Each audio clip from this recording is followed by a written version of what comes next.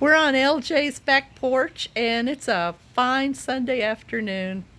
And we're here to talk about what happens during a pandemic to people and what they need, ways to entertain themselves, ways to pull themselves out of the chaos.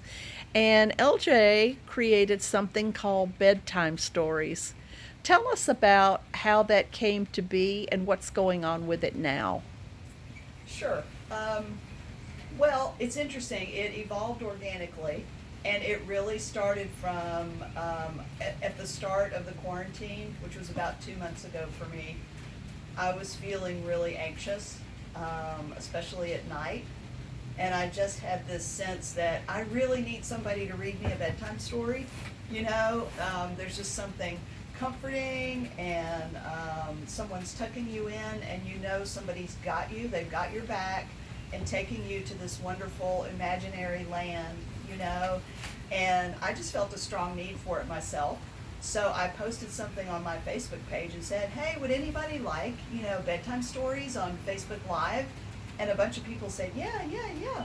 So that night, I got my copy of Velveteen Rabbit out, and I did my very first FaceTime Live. Managed to do it, which was a big deal for me.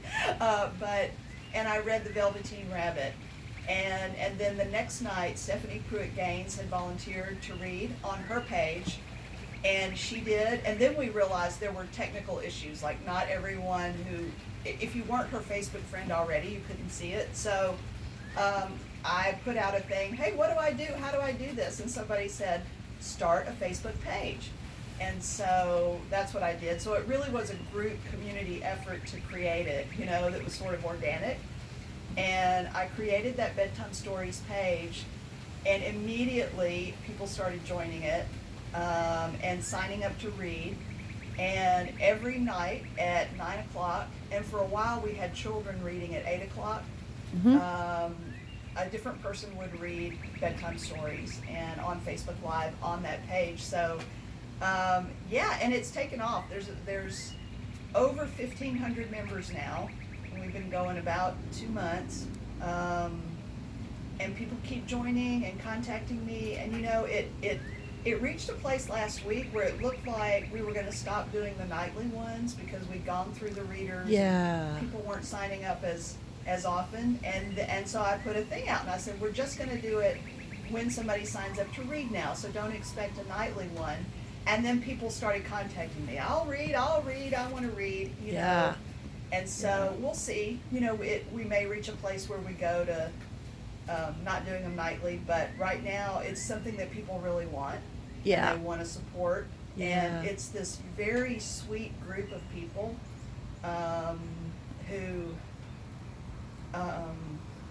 read, and one of the things I love about it is you're going into a regular person's home every night, and you get to see them in their environment, and they're reading stories that are meaningful to them. And I always ask people to talk about why you chose the stories, because I love hearing those, why this story was meaningful to you.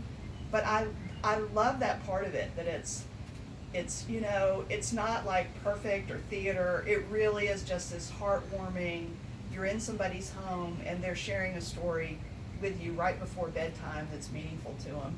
And I have not been anxious since the Velveteen Rabbit night. Right. I've not been anxious at night like that anymore, so it's been a gift. Well, I've enjoyed the way people have been so creative. I mean, one person read outside, somebody has Yeah. read using special lights or candles or whatever, and the when the children started reading, what fun!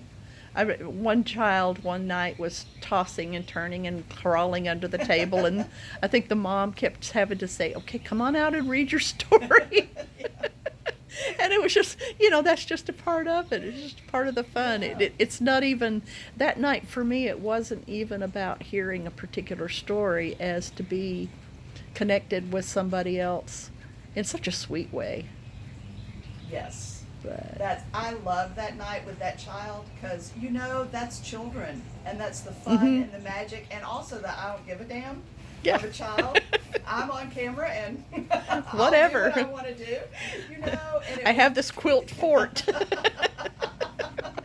yeah, and people have used puppets, and you know, it's been super fun. Yeah. And then just that very simple, just reading, you know, and Mhm. I've connected with people I haven't seen in years. My second grade, my elementary school, I started in second grade. My elementary school piano teacher from Temple, Texas, Oh my read stories. gosh. Yeah, she's on there. She Wow. read stories.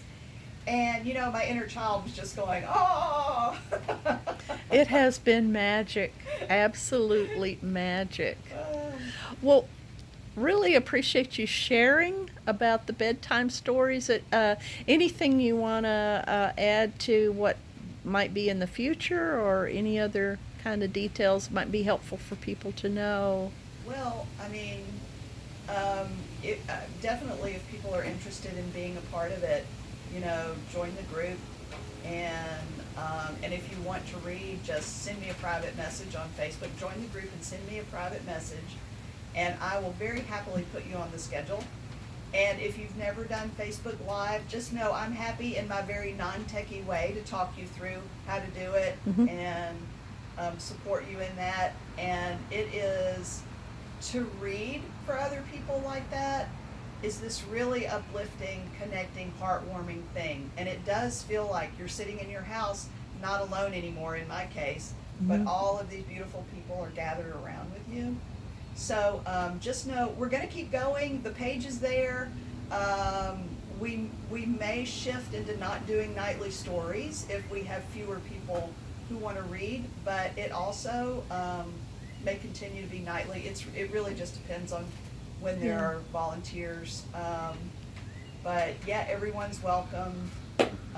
The only rules are really basically be kind, you know. But Yeah. that hasn't really been needed, you know. Yeah.